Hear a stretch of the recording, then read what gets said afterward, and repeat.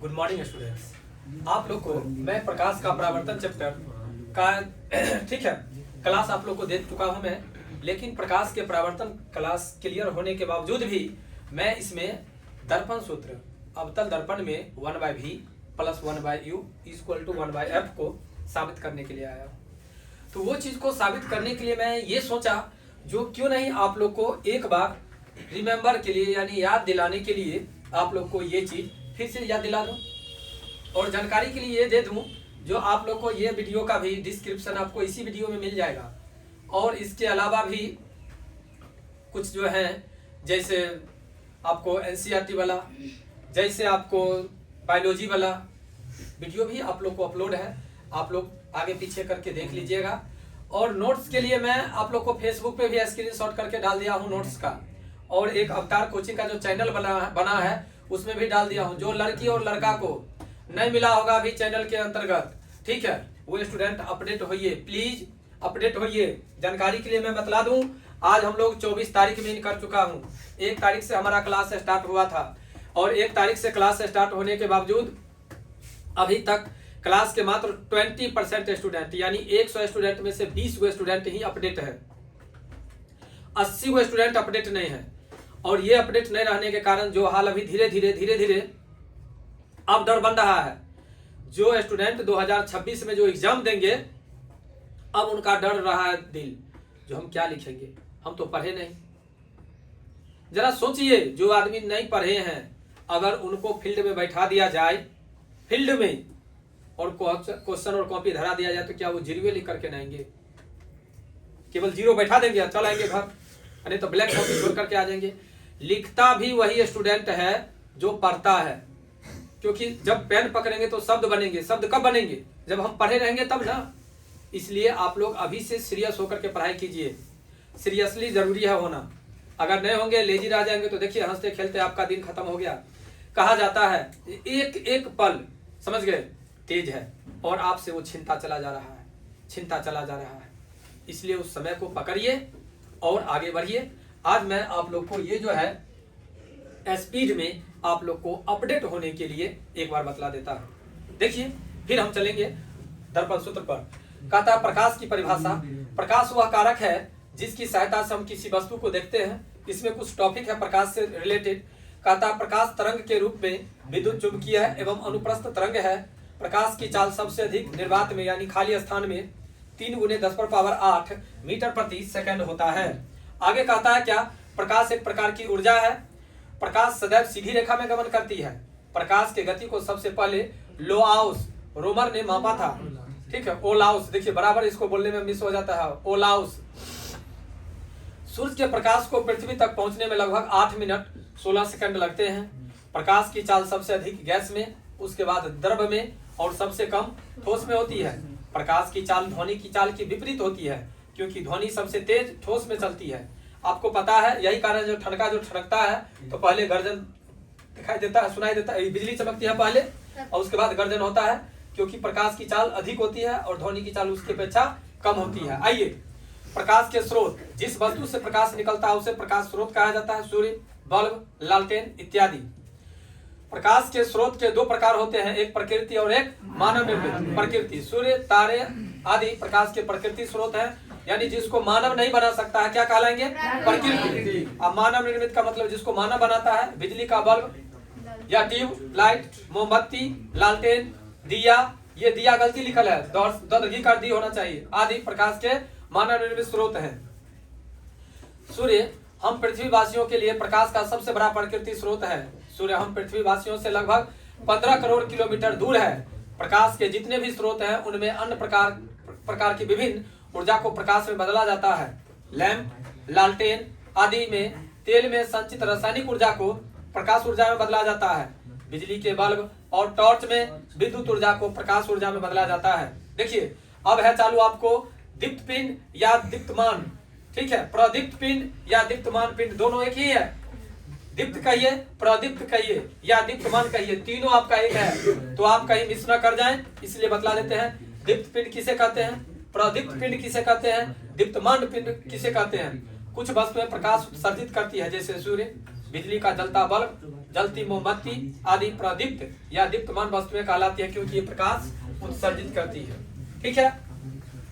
और जो इसके प्रकाश से प्रकाशित होती है उसको हम लोग अप्रदीप्त वस्तुएं कहते हैं। कुछ वस्तुएं प्रकाश उत्सर्जित करती नहीं है, जैसे टेबल, कुर्सी, पुस्तक, पौधे इत्यादि। बउआ हल्ला नहीं करो। अब है किरण।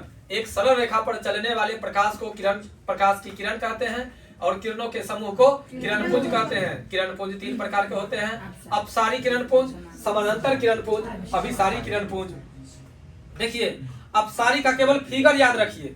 अपसारी किरणपुंज का एक बिंदु से विभिन्न भागों में प्रकाश बट जाती है। दोनों एक जगह बैठ करके नहीं समझ रहे हो, कहीं ऐसा ना हो तो तुम लोग को क्लास कर दे हम बढ़िया से। ठीक है, सोटियल बाहर निकाल करके रखो, जहां समझ नहीं आती है वहां डंडा काम करता है। ठीक है। अपसारी में क्या होता है, जो एक बिंदु से प्रकाश चारों तरफ मतलब ठीक है मतलब विस्तृत हो जाती है, और समानांतर में केवल आर पार हो जाता है, और अभिसारी में विभिन्न बिंदु से जाकर के एक बिंदु पर मिल जाती है। आइए, प्रकाश का प्रकीर्णन। प्रकाश के कुछ भागों को अवशोषित कर पुनः उसी प्रकाश को अपने चारों ओर बिखेर देना प्रकाश का प्रकीर्णन कहलाता है। पारदर्शी, जिससे प्रकाश आसानी से आर पार हो जाता है, पारदर्शी कहलाता है। पारभासी, जिससे प्रकाश का कुछ ही अंश आर पार होता है, उसे पारभासी कहते हैं। जिससे प्रकाश आर पार नहीं होता है, अपारदर्शी कहलाता है। कोई दिक्कत? आइए, इसके बाद आप लोग को चालू करना है प्रकाश का परावर्तन, जो इस चैप्टर का सबसे इम्पोर्टेंट है। सबसे इम्पोर्टेंट ये चीज जो प्रकाश का परावर्तन चैप्टर आपको यहीं से शुरू हुआ है। इसके पहले जो दिया हुआ है वह प्रकाश का एक खेल है। आइए, प्रकाश के परावर्तन की परिभाषा: किसी बिंदु स्रोत से आ रही प्रकाश की किरणें या अनंत से आ रही प्रकाश की किरणें, कुछ भी कहिए, या डायरेक्ट कह सकते हैं बिंदु स्रोत से आ रही प्रकाश की किरणें दर्पण के परावर्तन के बाद या किसी वस्तु से परावर्तन के बाद वापस लौट जाती है। वापस लौटने की घटना को टकरा करके वापस लौट जाती है। वापस लौटने की घटना को प्रकाश का परावर्तन कहते हैं। कहता प्रकाश किसी वस्तु से टकरा कर लौट जाती है, यही लौटने की घटना को प्रकाश का परावर्तन कहते हैं। प्रकाश के परावर्तन के 2 नियम होते हैं। एक, आपतन कोण परावर्तन कोण के बराबर होता है। दूसरा, आपतित किरण, परावर्तित किरण तथा आपतन बिंदु पर खींचा गया विलंब तीनों एक ही समतल में होते हैं। आपतित किरण, परावर्तित किरण और आपतन बिंदु पर डाला गया विलंब तीनों एक ही समतल में होते हैं। कोई दिक्कत? आगे आइए। कहता है समतल दर्पण पर लंबवत पड़ने वाली प्रकाश की किरण परावर्तन के बाद उसी पथ पर वापस लौट जाती है, जो कि दिखाई भी नहीं देती है। आइए, प्रतिबिंब की परिभाषा दें। किसी बिंदु पर मिलती है स्रोत से आ रही प्रकाश, यानी किसी बिंदु स्रोत से आ रही प्रकाश की किरणें, यहाँ पर थोड़ा मिस है।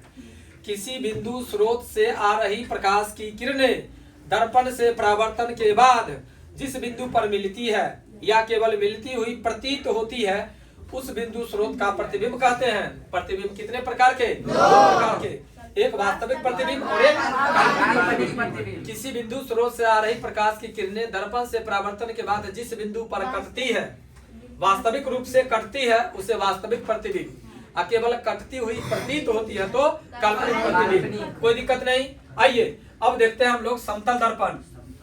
दिखाई दे रहा है ना? देखिए, ये है समतल दर्पण का एक फिगर लिया गया है, और उसका ये ठीक है प्रतिबिंब है, यानी बिंब है और ये प्रतिबिंब है। बिंब का मतलब वस्तु होता है। बिंब का मतलब वस्तु होता है। बिंब का मतलब वस्तु होता है। फिजिक्स में वस्तु को बिंब के नाम से जाना गया है। पिंड नहीं, बिंब।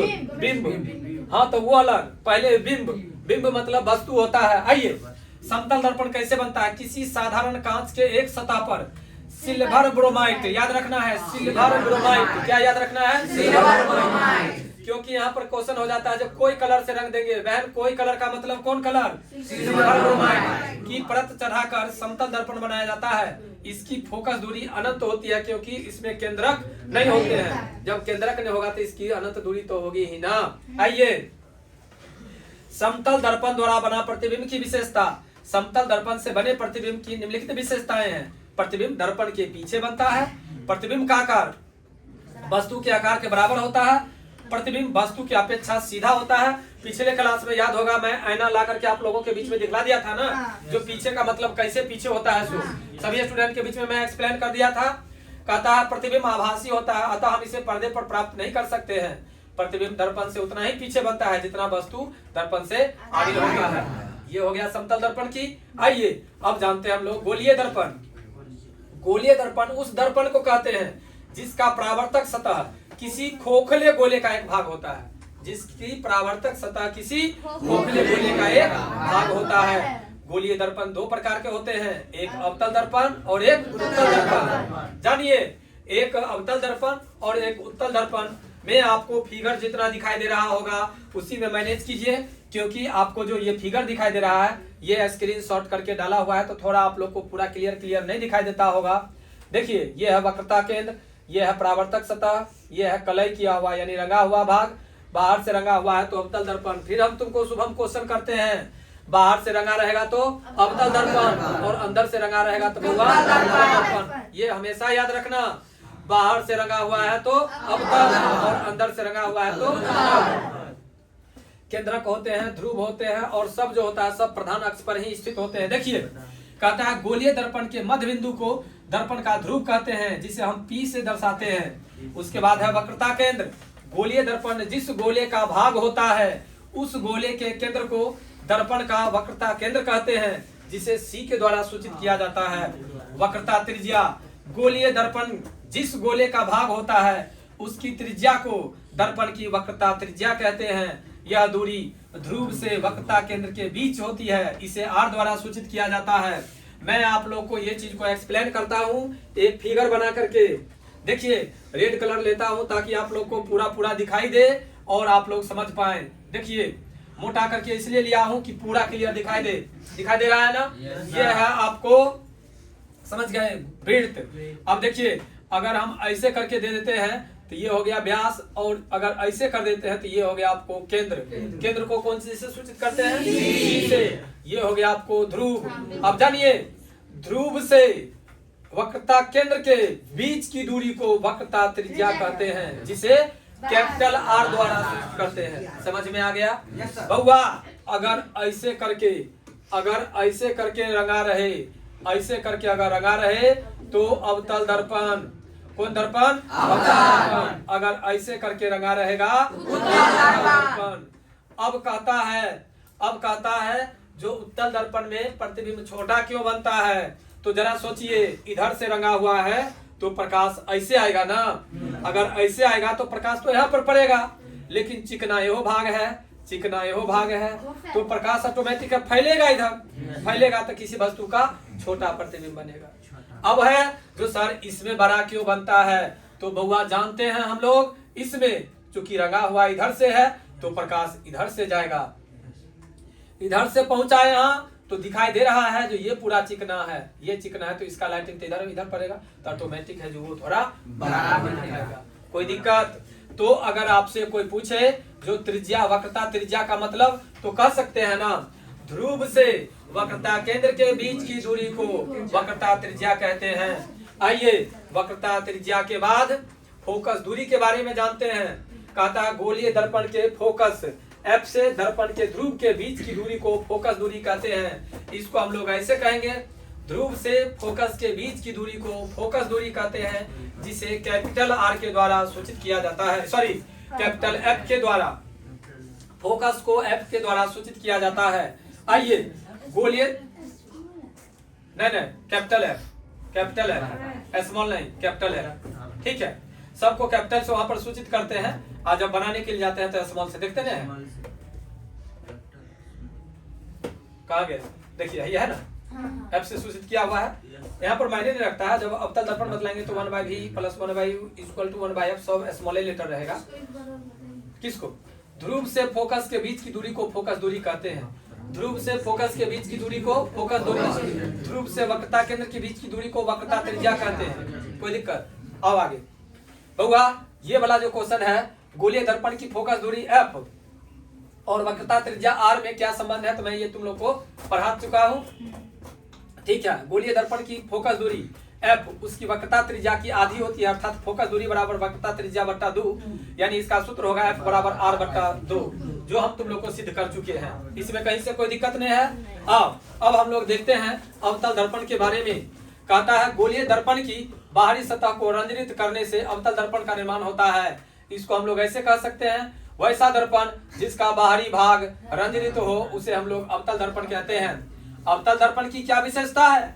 यह किरणों को अभिसरित करता है, इसीलिए इसे अभिसारी दर्पण भी कहते हैं। इसकी फोकस दूरी ऋणात्मक होती है। यह वस्तु का वास्तविक एवं काल्पनिक दोनों प्रतिबिंब बनाता है। आप जानिए किसी वस्तु का काल्पनिक और वास्तविक दोनों कैसे बनाता है। तो मैं तो आप लोगों को बतला दिया हूं ना, जो ऐसे करके रंगा हुआ है तो यह अवतल दर्पण है। अब ऐसे करके है तो इधर रहेगा तब ना प्लस, तो सब तो इधर खेल होता है, इधर खेल होता है तो कौन सी में माइनस। लेकिन जब वस्तु ध्रुव परिस्थित रहती है तो उसका प्रतिबिंब दर्पण के पीछे बनता है। अगर पीछे बनेगा तो प्लस बनेगा ना। तो क्या ये तो क्लियर हो गया ना? यह वस्तु का वास्तविक एवं काल्पनिक दोनों प्रतिबिंब बनाता है। वास्तविक जब दर्पण के आगे रहता है तो वास्तविक, जब दर्पण के पीछे रहता है तो काल्पनिक। वास्तविक रहेगा तो उल्टा और वास्तविक काल्पनिक रहेगा तो सीधा। ये बात भी क्लियर है आप लोग को? इसमें तो कहने की कोई जरूरत नहीं। आगे आइए। अवतल दर्पण में वस्तु का प्रतिबिंब छोटा, समान आकार का या बड़ा भी बनता है, सब बनता है इसमें। ठीक है, आगे देखिए अवतल दर्पण के उपयोग को कहता है। अवतल दर्पण का उपयोग निम्नलिखित स्थानों पर होता है। गाड़ियों के हेडलाइट में। दूसरा, डॉक्टरों द्वारा रोगियों के आंख, कान, नाक एवं मुंह की जांच करने में। दाढ़े या हजामत दर्पण में। सौर भट्टियों में एवं टॉर्च में किसका प्रयोग किया जाता है? अवतल दर्पण का। क्या वो प्रयोग दिया हुआ है? 4 गो। कम से कम आप 2 गो याद रखेंगे तो काम हो जाएगा। आगे देखिए, मैं आपको ये चीज अवतल दर्पण के लिए किरण आरेख की बनावट के लिए मैं आप लोग को फिर यहाँ पर एक बार, ठीक है, आप लोग को बतलाना चाहता हूँ इसी चीज को। फिर उस पर बउआ स्मार्ट बोर्ड मतलब व्हाइट बोर्ड निकालो, तो व्हाइट बोर्ड निकालो। एक बार फिर से तुम लोग के बीच में मैं एक्सप्लेन कर देता हूँ। देखो, ये है तुम लोग को अवतल दर्पण,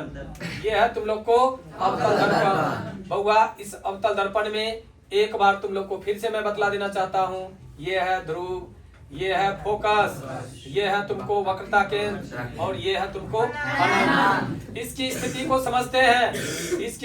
समझते हैं। ये 1 2 3 4 5 ये वाला अपवाद है, इसको याद रखेंगे हम लोग। यहाँ से 5 4 3 2 1। अब देखिए सभी लड़की और लड़का लोग, आप लोग को मैं ये पढ़ा चुका हूँ। आप सभी आदमी ध्यान दीजिएगा। 1 को 1 से मिलाएंगे, 2 को 2 से मिलाएंगे, 3 को 3 से मिलाएंगे, 4 को 4 से मिलाएंगे, 5 को 5 से मिलाएंगे। यही इसका खेल है। अगर मैं, ठीक है, एक्सप्लेन कर दूं, अगर मैं आप सभी स्टूडेंट को इसका एक्सप्लेन कर दूं तो समझ लीजिए, जब वस्तु फोकस पर स्थित रहेगा तो उसका प्रतिबिंब कहाँ बनेगा? जब वस्तु फोकस और वक्रता केंद्र के बीच स्थित रहेगा तो उसका प्रतिबिंब अनंत और वक्रता केंद्र के बीच बनेगा। जब वस्तु वक्रता केंद्र पर स्थित रहेगा तो उसका प्रतिबिंब वक्रता केंद्र पर ही बनेगा। जब वस्तु वक्रता केंद्र और अनंत के बीच स्थित रहेगा तो उसका प्रतिबिंब वक्रता केंद्र और फोकस के बीच बनेगा।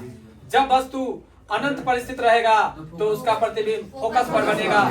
एक याद रखना है, जब वस्तु ध्रुव और फोकस के बीच कह देना, या जब वस्तु ध्रुव पर स्थित रहे तो उसका प्रतिबिंब दर्पण के पीछे बनेगा, जो काल्पनिक होगा, और काल्पनिक हुआ तो सीधा होगा। याद रखना है ये चीज को। ये मूल मंत्र कभी मत भूलना बाबू। ये है 1, ये है 2, ये है 3, ये है 4 और ये है 5। जहाँ 5 समाप्त होगा उसके नीचे से 1 2 3 4 5 दे देना और मिला देना। 1 को 1 से, 2 को 2 से, 3 को 3 से, 4 को 4 से और 5 को 5 से। केवल तुमको याद रखना है, बउआ, तुमको केवल ये याद रखना है जो कैसे बनाना है। सो देखो बाबू, एक बार फिर से समझ लो स्थिति। इसका नाम है फोकस। इसका नाम क्या है? फोकस और वक्रता केंद्र। फोकस और वक्रता केंद्र में 2 है। वक्रता केंद्र को क्या माने हुए हैं? 3। वक्रता केंद्र और अनंत को क्या माने हुए हैं? 4। और अनंत को क्या माने हुए हैं? ये बात याद रखना है। ये बात लक्ष्मण रेखा की तरह बहन याद रखना। फोकस को 1, फोकस और वक्रता केंद्र को 2, वक्रता केंद्र को 3, वक्रता केंद्र और फोकस को वक्रता केंद्र और अनंत को 4 और अनंत को 5। 5 5 से मिलेगा, 4 4 से मिलेगा, 3 3 से मिलेगा, 2 2 से मिलेगा और 1 1 से मिलेगा। कोई दिक्कत? ये चीज याद रहेगा ना, ये तुम्हें 3 नंबर का रहेगा वो परीक्षा में। क्वेश्चन कहेगा, क्वेश्चन कहेगा, क्वेश्चन कहेगा जो किरण आरेख की सहायता से, किरण आरेख की सहायता से अवतल दर्पण में प्रतिबिंब की स्थिति दर्शाएं जब वस्तु वक्रता केंद्र पर स्थित हो। किरण आरेख की सहायता से अवतल दर्पण में फोकस और वक्रता केंद्र के बीच की वस्तु को दर्शाएं। इस टाइप से अगर क्वेश्चन रहेगा तो आपको फिगर बनाते हुए, दर्शाते हुए कहीं से कोई दिक्कत नहीं ना होना चाहिए। ये तो समझ में आ गया ना। चलिए पीपीटी फाइल यानी पीडीएफ निकालिए, पीडीएफ। आगे देखिए, ये चीज क्लियर हो गया। ये यही चीज दिया हुआ है, ठीक है। 5 स्थितियों में आपको यहाँ तक क्लियर हो जाता है, ठीक है। आइए अब देखते हैं हम लोग उत्तल दर्पण। कहता है गोलीय दर्पण की भीतरी सतह को रंजनित करने से उत्तल दर्पण बनते हैं। इसे हम लोग अपसारी दर्पण भी कहते हैं। फिर से पीछे मैं कहना चाहता हूँ, अंदर से रंगा हुआ हो तो उत्तल, बाहर से रंगा रहेगा तो अंदर से रंगा हुआ है, बाहर से रंगा हुआ है। चलिए आइए, उत्तल दर्पण की विशेषता, इसकी फोकस दूरी धनात्मक होती है। यह किसी वस्तु का प्रतिबिंब छोटा बनाता है। यह वस्तु का केवल आभासी प्रतिबिंब बनाता है। यह हमेशा सीधा वस्तु का प्रतिबिंब बनाता है। आइए इसका उपयोग आप लोग देख रहे हैं ना, ये दर्पण देखने से पता चल रहा होगा गाड़ी के साइड मिरर, गाड़ी के साइड मिरर में उत्तल दर्पण का प्रयोग किया जाता है। फिगर से तो क्लियर हो रहा है ना। अब मैं यहाँ पर एक क्वेश्चन करता हूँ आप लोग को, जो गाड़ी के साइड मिरर में उत्तल दर्पण की वरीयता क्यों दी जाती है? गाड़ी के साइड मिरर में उत्तल दर्पण की वरीयता क्यों दी जाती है, क्या बताएंगे? पीछे का बड़ा वाला गाड़ी सा छोटा, हाँ, छोटा करके बतलाता है और साफ साफ करके बतलाता है। इसीलिए हम लोग क्या करते हैं प्रयोग, अब उत्तल दर्पण। ऐसे अगर आप लोग बतलाएंगे मुझे बहुत खुशी होगी। बस क्लास में ध्यान से पढ़िए, ध्यान से पढ़िए। किसान को अपने खेत से और टीचर को अपने बच्चों से बहुत ज्यादा लगाव होता है। बस उम्मीद है ये होती है जो आप लोग उसमें खरा उतरिए, ठीक है। ये जरूरी नहीं है जो मैं पैसा के लिए पढ़ाता हूँ, पैसा बाद में होता है। पहले विद्यार्थी की सफलता होनी चाहिए। आप लोग एकदम ऐसे ध्यान से पढ़िए, गारंटी है आ जाएगा। आइए, कहता है उत्तल दर्पण में कैसा प्रतिबिंब बनता है, तो देखिए यह सदैव किसी वस्तु का काल्पनिक, सीधा एवं छोटा प्रतिबिंब बनाता है। क्यों बनाता है, थोड़ा एक्सप्लेन करके समझ लेते हैं, थोड़ा एक्सप्लेन कर देते हैं, समझ लीजिए। ये है मेरा उत्तल दर्पण, ये है उत्तल दर्पण। जरा सोचिए बाबू, दर्पण अगर इस दर्पण से अगर बना है, इस दर्पण से तो केंद्र तो यहाँ है ना, केंद्र अगर ऐसे है तो हम तो ऐसे लेंगे, ऐसे लेंगे तो ऑटोमेटिक है। अगर मान लीजिए अगर ऐसे करके प्रकाश आता है तो इस प्रकाश का तो ऐसे करके आएगा ना, नहीं ऐसे करके आएगा तो ये क्या हुआ, काल्पनिक हुआ। काल्पनिक को मैं डॉट डॉट से दर्शाता हूँ। अब जरा सोचिए, अगर डॉट डॉट से दर्शाएंगे तो क्या ये काल्पनिक होगा ना, तो काल्पनिक तो हो ही गया कि इधर से तो हम केवल प्रकाश को देंगे ना, नहीं इधर से प्रकाश आ गया तो सब तो प्रतिबिंब इधर बनेगा। और आप जानते हैं इधर माइनस होता है और इधर प्लस होता है, तो क्या उत्तल दर्पण में प्लस बनेगा ना? क्या आप कहिएगा सर उत्तल दर्पण में भी तो वस्तु दूरी माइनस होता है, तो बाबा वस्तु तो इधर न रहेगा, वस्तु इधर रहेगा और उसका प्रतिबिंब इधर बनेगा। तो वस्तु इधर है तो कौन चीज में रहेगा, प्रतिबिंब बना तो कौन चीज में बनेगा। समझने में कोई दिक्कत? आओ आगे की ओर चलते हैं बाबू, आगे की ओर चलते हैं। कहता है नई चिन्ह परिपाटी के अनुसार ध्रुव के सामने और नीचे की वस्तु ऋणात्मक, जबकि ध्रुव के पीछे और ऊपर की वस्तु धनात्मक होती है। आइए अब है आपको आवर्धन। आवर्धन क्या है, ये चीज आप लोगों ने नहीं पढ़ा है, अभी आवर्धन को पढ़िए। कहता है प्रतिबिंब की ऊंचाई और वस्तु की ऊंचाई के अनुपात को आवर्धन कहते हैं। प्रतिबिंब तो समझ में आ गया, वस्तु तो समझ में आ गया, दोनों के अनुपात को हम लोग क्या कहते हैं, आवर्धन कहते हैं। इसे स्मॉल m से सूचित किया जाता है। यदि वस्तु की ऊंचाई को h1 और प्रतिबिंब की ऊंचाई को h2 अगर मानते हैं तो आवर्धन बराबर प्रतिबिंब की ऊंचाई बट्टा वस्तु की ऊंचाई, यानी m equal to h1 by h2 by h1। यहाँ पर भी है h2 by h1, h2 by h1 हो जाएगा। इस पर भी आपको क्वेश्चन है, इस पर भी आपको न्यूमेरिकल क्वेश्चन बनाने के लिए मिलेंगे। आइए आगे आइए। कहता है आवर्धन का धनात्मक मान दर्शाता है कि प्रतिबिंब काल्पनिक और सीधा है। आवर्धन का ऋणात्मक मान दर्शाता है कि प्रतिबिंब वास्तविक और उल्टा है। तो आपको तो ये दर्पण में भी क्लियर हो चुका है, अवतल दर्पण में भी मैंने आप लोगों को क्लियर कर चुका हूँ। तो देखिए अगर ऐसे करके है, ये अवतल दर्पण है मेरा, और अवतल दर्पण में अगर ऐसे करके अगर हम डाले हैं तो आवर्धन का धनात्मक मान का मतलब कि ये अगर ये होगा तो प्रतिबिंब क्या होगा, काल्पनिक, और काल्पनिक होगा तो आपको तो इसी से क्लियर भेल है। फिर कहता है आवर्धन का ऋणात्मक मान मतलब कि इधर, तो क्या होगा, वास्तविक। अवास्तविक होगा तो उल्टा। आपको तो दर्पण में मैं पहले ही एक्सप्लेन करवा चुका हूँ, तो यहाँ पर दिक्कत नहीं होनी चाहिए। आइए अब आपको कहता है गोलीय दर्पण में F बराबर फोकस दूरी, U बराबर वस्तु की दूरी, V बराबर प्रतिबिंब की दूरी, और दर्पण सूत्र 1/V plus 1/U equal to 1/F। ये जो है ये आपको मैं अभी साबित करता हूँ। आप सभी स्टूडेंट इसको देखिए, फिर आपको बतला देता हूँ मैं। यहाँ पर आइए, और ये जो देख रहे हैं आप सभी स्टूडेंट, ये है आपको न्यूमेरिकल क्वेश्चन, जिसको मैं कहता हूँ आंकिक प्रश्न। एक गोलीय दर्पण की वक्रता त्रिज्या 24 सेंटीमीटर है, इसकी फोकस दूरी क्या होगी। मैं एक क्वेश्चन को एक्सप्लेन कर देता हूँ। वक्रता त्रिज्या दिया हुआ है बाबू, क्या दिया हुआ है, यानी R दिया हुआ है। कहता है फोकस दूरी यानी क्या ज्ञात करना है, F। तो F बराबर फॉर्मूला तुम लोग को क्या होता है, R/2। क्या मैं ये आप लोग को साबित कर चुका हूँ ना। तो अगर साबित कर चुका हूँ तो 24/2 यानी कितना, 12। समझने में कहीं से कोई कठिनाई। तो अगर मैं आप लोगों को ये HW में दे दूं 5 क्वेश्चन, तो आप लोग बना सकते हैं ना। आइए इसके बाद बतला दूं मैं, आप सभी स्टूडेंट जान लीजिए, आपका चैप्टर क्लियर है। ये चैप्टर क्लियर है। ये जो देख रहे हैं ये आपको यहाँ से ऑब्जेक्टिव क्वेश्चन है, देख लीजिए। नहीं अभी नहीं, देखिए ये ऑब्जेक्टिव क्वेश्चन है, ये आपका ऑब्जेक्टिव है, ये सब ऑब्जेक्टिव है। इधर का भी ये आपका क्वेश्चन है। देखिए आपको मैं क्वेश्चन किया था ना, गोलीय दर्पण क्या है, एक गोलीय दर्पण की वक्रता त्रिज्या 20 सेंटीमीटर है, तो इसकी फोकस दूरी क्या होगी ज्ञात कर सकते हैं। आइए हम वाहनों में उत्तल दर्पण को पथ से दृश्य दर्पण के रूप में वरीयता क्यों देते हैं, जरूर लिखेंगे आप लोग। उसके बाद है गोलीय दर्पण द्वारा परावर्तन के लिए नई कार्तीय चिन्ह परिपाटी क्या है। तो गोलीय दर्पण द्वारा परावर्तन के नियम के लिए कार्तीय चिन्ह है sin I बटा sin R। ठीक है। बिंब हमेशा दर्पण के बाईं ओर रखा जाता है, वह देखो तो कोई आदमी बाहर में है। मुख्य दर्पण के समानांतर सभी दूरियां दर्पण के ध्रुव से मापी जाती है, यह है। आइए अब यहाँ से ये है, फिर उसके बाद आपको मैं यहाँ पे पहुंचा रहा हूँ। देखिए ये सब क्वेश्चन आंसर है आपका, आप सभी स्टूडेंट क्वेश्चन आंसर जरूर करेंगे। ठीक है। आइए इसके बाद ये है आपको वो जो R बराबर 2F सिद्ध किए थे, आपको इसमें भी सिद्ध किया हुआ मिल जाएगा, इसमें भी सिद्ध किया हुआ मिल जाएगा। अभी जो मैं आप लोगों को बनाने के लिए जा रहा हूँ दर्पण सूत्र, वो भी आप लोग को इसमें दिया हुआ है। देखिए यह है ना दर्पण सूत्र, ये मैं अभी आप लोग को सिद्ध करने के लिए जा रहा हूँ। ठीक है। नहीं बुआ यहाँ पर नहीं, मैं अपना फिगर लूंगा, अपना सब कुछ लूंगा। ठीक है, हो गया ना। तो ये चैप्टर क्लियर है। मैं आप लोग को अभी जा रहा हूँ दर्पण सूत्र सिद्ध करने के लिए। बुआ निकालो तो व्हाइट बोर्ड, सब आदमी ध्यान दीजिएगा।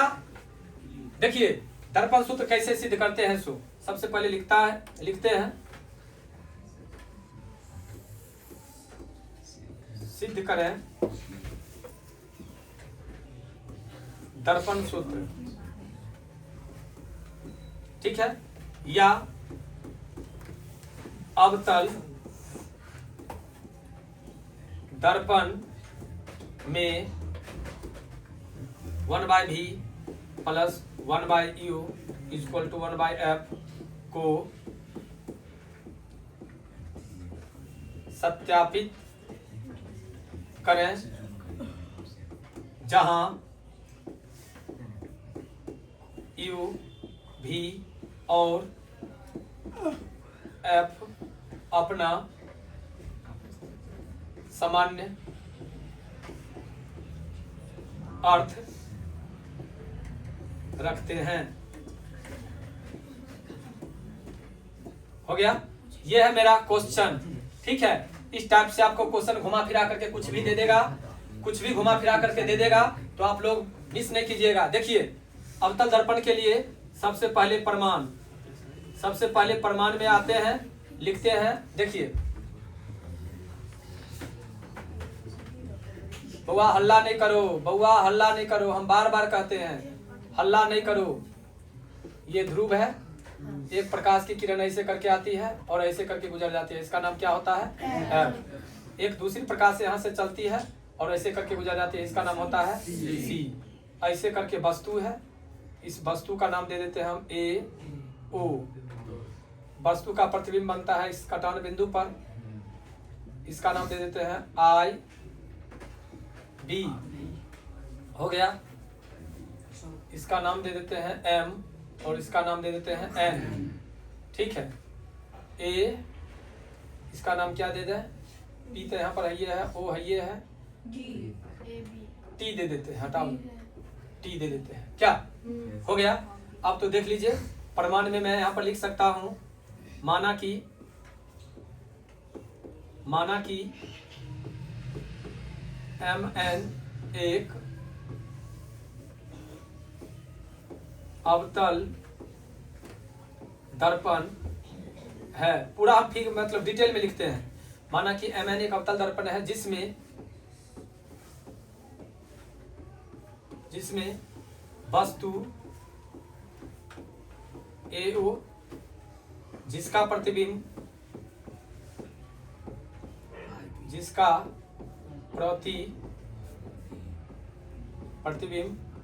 आई बी है,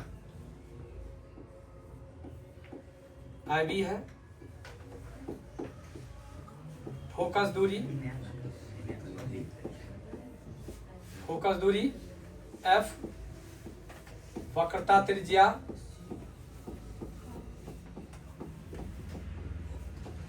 त्रिज्या आर है। तो सिद्ध करना है 1/v plus 1/u equal to 1/f, ठीक है। अब हो जाएगा फिर से प्रमाण, यहाँ पर प्रमाण नहीं अच्छा लगा, रुको इस प्रमाण को डिलीट करो। सर, हाँ, ए और ओ दोनों वस्तुएं प्लस है। कौन चीज को? ए और ओ। ये ए ओ वस्तु है, वस्तु का नाम दिए, हाँ अनंत पर वस्तु रखी हुई है। तो फोकस पे ना बने। रुको ना, तो फोकस पर बनेगा ना। तो यहाँ पर जो देख रही हो अनंत और वक्रता केंद्र, ये है अनंत, तुमको रुको, ये है तुमको अनंत और वक्रता केंद्र के बीच तुम्हारा प्रतिबिंब है। कहाँ है? अनंत और वक्रता केंद्र के बीच। तो वक्रता केंद्र और फोकस के बीच बनेगा प्रतिबिंब, ठीक है। क्योंकि अनंत से प्रकाश नहीं, अनंत और वक्रता केंद्र के बीच है ना, कहीं से प्रकाश आ रही है, तो देखो ए से प्रकाश की किरणें दर्पण के टी बिंदु से परावर्तित होकर के मुख्य फोकस एफ से होकर के गुजर जाती है। एक दूसरी प्रकाश ए से, ठीक है, निकलती है जो वक्रता केंद्र सी से होकर के गुजर जाती है। ये प्रकाश से और ये प्रकाश के दोनों के कटर बिंदु से आई बी यानी प्रतिबिंब का निर्माण होता है। क्लियर है? तो प्रमाण यानी प्रूफ करना है। अब ये जो प्रूफ करना है बउआ, इस प्रूफ को थोड़ा पहले यहाँ पर समझ लो। क्या सब आदमी फिगर को देख लिए हो ना? क्या इस फिगर के समरूप हम मान सकते हैं? क्या लिखते हैं? त्रिभुज ए ओ सी समरूप त्रिभुज आई बी सी होगा। त्रिभुज समरूप किस आधार पर होता है बउआ? आकृति समान हो या कोण आपस में बराबर हो। तो आकृति समान का मतलब कि भुजा समान हो। क्या हम ऐसे लिख सकते हैं? ए ओ बट्टा आई बी बराबर ओ सी बट्टा आई सी। क्या ए ओ ये भुजा समानुपाती है ये भुजा का, ये भुजा बराबर है ये भुजा का, इसलिए त्रिभुज क्या है? समरूप है। अब बताओ ओ सी तुमको इसमें कुछ दिखाई दे रहा है? ओ सी ये तुम्हारे फिगर के अकॉर्डिंग, तुम्हारे फिगर यानी वस्तु दूरी, प्रतिबिंब दूरी, फोकस दूरी, तीनों में से कोनो चीज है? नहीं है। क्यों नहीं है? तो देखो इस लाइन को मैं समझा रहा हूं, इस लाइन को समझो। ये P है और ये O है। P से O के बीच की दूरी को हम लोग वस्तु दूरी कह सकते हैं। क्योंकि यहाँ पर वस्तु है और सब कुछ हम मापते हैं ध्रुव से, तो यहाँ से यहाँ तक की दूरी को वस्तु दूरी कहेंगे। यह बीच में वो क्या है? C है। तो क्या हम इसको लिख सकते हैं? PO बराबर PC प्लस OC। क्या लिख सकते हैं? PO माइनस PC बराबर OC। क्या? तो अब देखो P से PO वस्तु दूरी अब P से PC वक्रता त्रिज्या। अब तो हो गया क्लियर। ये चीज कुछ नहीं है तुम्हारे किताब में, लेकिन ये चीज तो है ना। तो इसके बदला में हम लिख सकते हैं PO माइनस PC बट्टा, अब IC फिर कुछ नहीं है, तो IC को हम कैसे एक्सप्लेन करते हैं सो देखो। IC को कैसे एक्सप्लेन करते हैं, यहाँ पर देते हैं P और यहाँ पर C और यहाँ पर I। हो गया।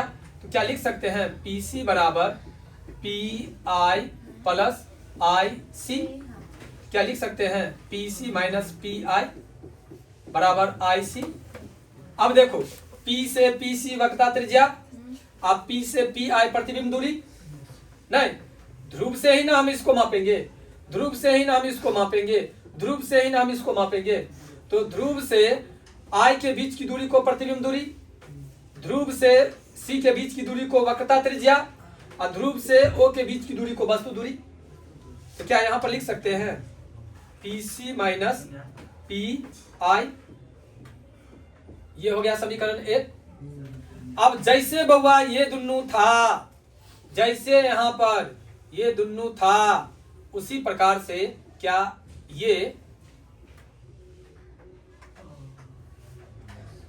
ये और ये नहीं है ना। तो जैसे हम इस दुन्नु को सिद्ध किए हैं, वैसे हम इस दुन्नु को भी कर लेंगे, तो ऐसे निकल जाएगा।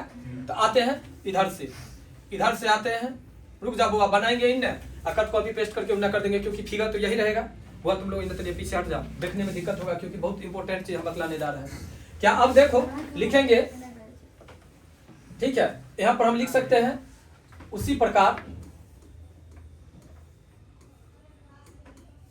प्रकार त्रिभुज कौन चीज TQF समरूप त्रिभुज IBF होगा।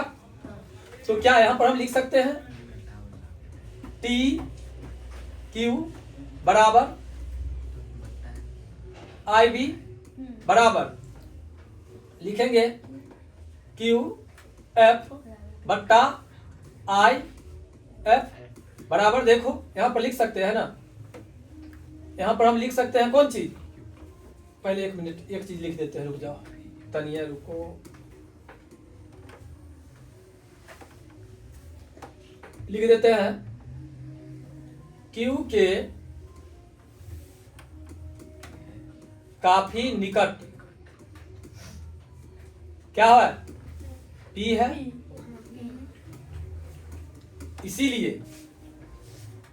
इसीलिए अब हम क्या लिखेंगे,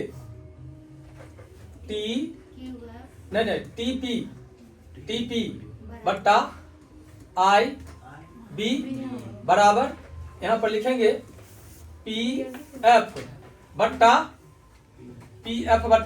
IF हो गया। तो क्या इसको लिख सकते हैं PF IF को देखिए, IF तो ये कुछ नहीं ना है, नापना तो ऐसे करके है। तो यहाँ पर दीजिए P, यहाँ पर दीजिए F और यहाँ पर दीजिए I। क्या PI बराबर हम लिख सकते हैं PF प्लस IF। तो क्या लिख सकते हैं PI माइनस PF हो जाएगा ना। यहाँ पर हम क्या लिखेंगे PI माइनस PF, ये हो गया समीकरण 2। अब आइए बउआ देखिए कितने बड़ा चीज है सो, ठीक है, ये दोनों चीज समीकरण 1 हुआ और ये समीकरण 2 हुआ। लिखेंगे समीकरण 1 और समीकरण 2 से। समीकरण 1 क्या था बउआ, PO माइनस PC बट्टा PC माइनस PI बराबर PF बट्टा PI माइनस PF हो गया।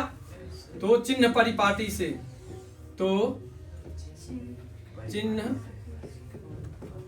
परिपाटी से, चिन्ह परिपाटी क्या है बउआ, तो वस्तु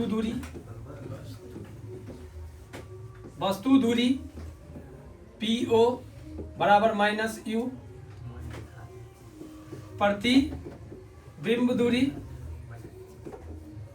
प्रतिबिंब दूरी पी आई बराबर माइनस भी,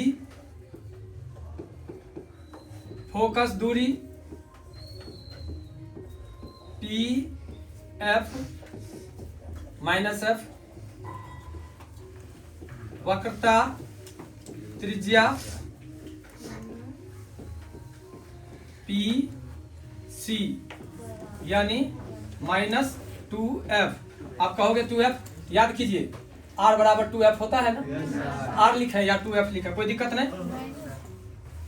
वस्तु दूरी, प्रतिबिंब दूरी, फोकस दूरी सब कुछ माइनस में होता है, इसलिए माइनस में दिए। ये क्वेश्चन नहीं करना चाहिए। लो ना बुआ, ठीक है। आओ आगे एक बार फिर से समझ लेते हैं। धरफड़ाना ने सबसे पहला क्वेश्चन हुआ सोनम का सर वही तो नहीं समझते हैं चिन्ह परिपाटी क्या है। तो बहन चिन्ह परिपाटी को पहले समझते हैं। यहाँ पर P से PO वस्तु यहाँ पर है, तो इसी को हम लोग कहते हैं वस्तु दूरी। तो PO वस्तु दूरी, कोई दिक्कत। यहाँ है प्रतिबिंब, तो PI प्रतिबिंब दूरी हो जाएगा। यहाँ है फोकस, तो PF हो जाएगा फोकस दूरी, और यहाँ है C, तो ये हो जाएगा वक्रता त्रिज्या। क्लियर। वस्तु दूरी, प्रतिबिंब दूरी, फोकस दूरी और वक्रता त्रिज्या समझने में कोई दिक्कत। तो वक्रता त्रिज्या को तो हम कैपिटल R से सूचित करते हैं। तो सर फिर माइनस 2f कैसे दे दिए? तो R बराबर क्या होता है 2f, इसलिए 2f दे दिए, हो गया। अब इस पर हम बैठा देंगे, तो इस पर हम बैठाते हैं यह जगह पर बैठाते हैं ताकि उन्हें गुना भाग करने में सुविधा होगा। PO के जगह पर क्या देंगे? चलो ना यह जगह बैठाते हैं U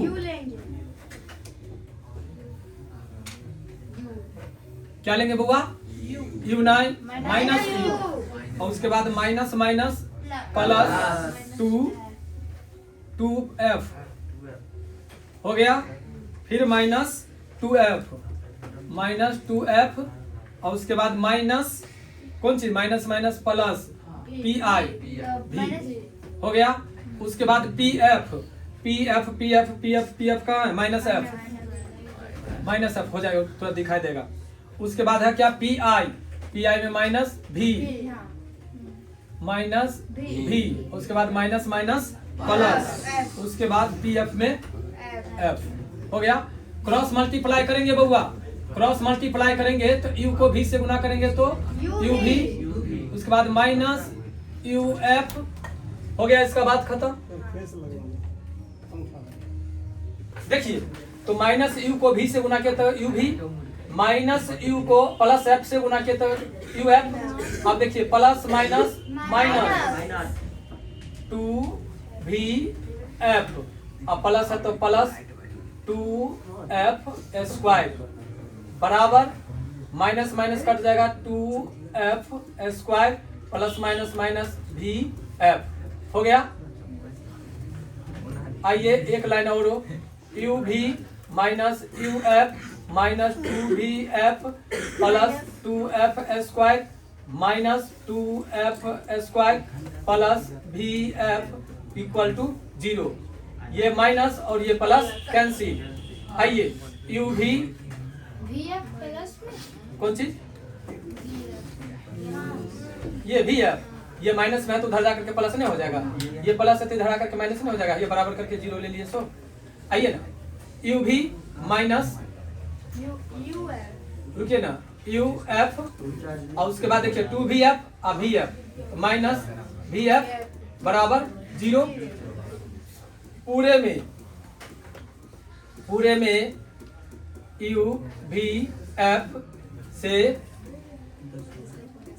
भाग देने पर, आइए पूरे में भाग देंगे तो UV बट्टा UVF, VF बट्टा UVF, VF बट्टा UVF बराबर 0 बट्टा UVF होगा। देखो U से U, V से V, V से V, F से F, V से V, F से F कैंसिल। क्या हो जाएगा? 1 by F minus 1 by U 1 by V equal to, कहाँ कर दिए भाई? ये V न था इसमें U था, तो U से U कटा, इसमें V है और इसमें U है बराबर 0। 1 by F equal to 1 by V plus 1 by U, इसलिए 1 by V plus 1 by U equal to 1 by F हो गया प्रूफ। PROVD। आइए एक बार आप लोग फिर से समझिए, बंद करो ना।